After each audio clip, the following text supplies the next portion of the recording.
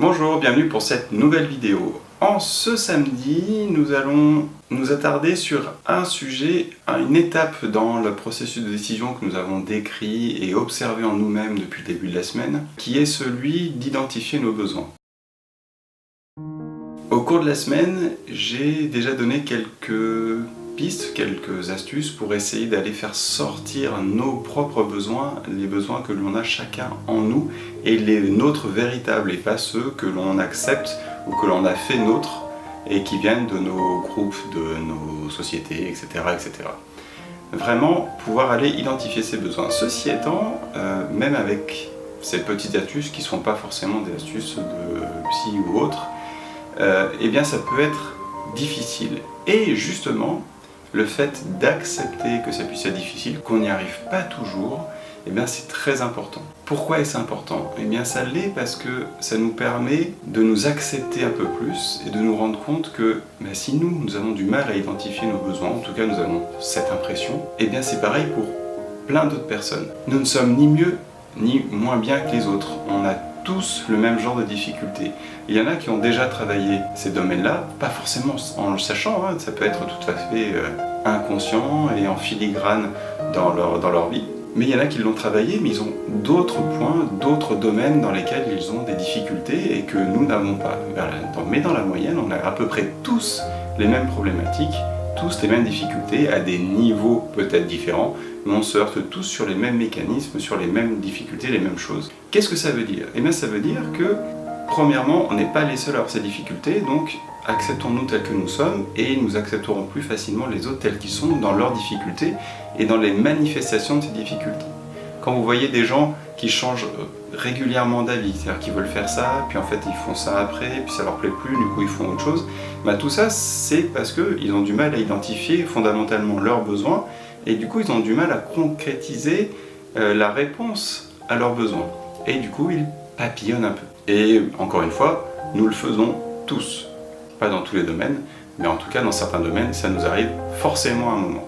Deuxième chose, étant donné que pratiquement, on va dire, tout le monde a cette difficulté, il existe des personnes qui peuvent nous aider.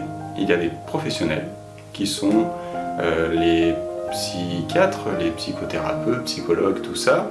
Il y a tout ce qu'on appelle aujourd'hui les coachs. Il y a aussi tout bêtement des gens qui sont habitués à encadrer, à faire du conseil. Donc ça peut être n'importe quel encadrant, je vais dire, un chef d'équipe ou quelqu'un qui a l'habitude de faire du lien, des gens comme des médiateurs.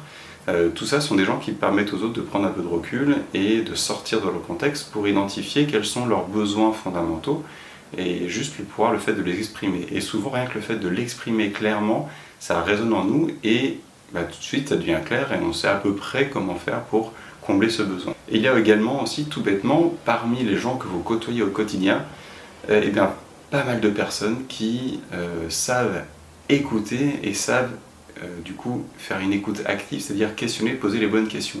Elles n'ont pas forcément été formées à ce processus-là, mais intuitivement elles y sont venues et elles ont appris ça et elles sont assez fines pour faire ce genre de choses.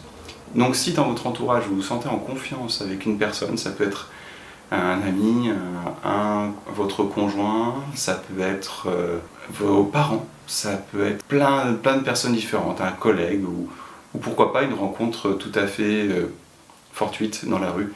Quelqu'un qui vous accroche, vous posez une question, puis ça vous fait réfléchir et puis petit à petit ça vous fait remonter à la surface quelque chose. Ça peut être n'importe qui. En tout cas, ce qui est important, c'est d'avoir confiance en cette personne et notamment dans le respect de votre vie privée parce que c'est peut-être la partie la plus difficile. Alors c'est pour ça que je peux vous encourager, si vous avez du mal à déterminer ou faire émerger vos besoins, à aller voir un spécialiste, un professionnel pour ça. Pour entamer cette démarche, il est tout d'abord nécessaire d'accepter le fait qu'on puisse ne pas identifier nos propres besoins. Ensuite, il est important d'accepter, comme on n'arrive pas à identifier nous-mêmes nos besoins, parfois, d'accepter le fait que l'on puisse demander de l'aide pour ça aussi. Et je vous assure que c'est vrai, parce qu'il y a des gens dont c'est le métier au quotidien.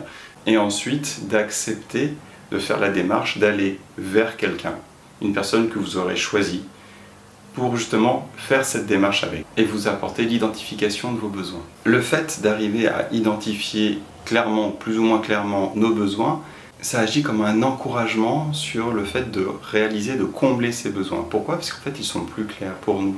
Du coup, nous savons vraiment quel est notre objectif et notre mental est beaucoup plus à l'aise pour mettre en œuvre, trouver des moyens de combler cet objectif, de combler ce besoin avec tout ce qu'il a autour parce que en fait la demande devient claire. J'arrête là pour aujourd'hui, je vous remercie d'avoir regardé cette vidéo et je vous souhaite une très belle journée et surtout prenez soin de vous.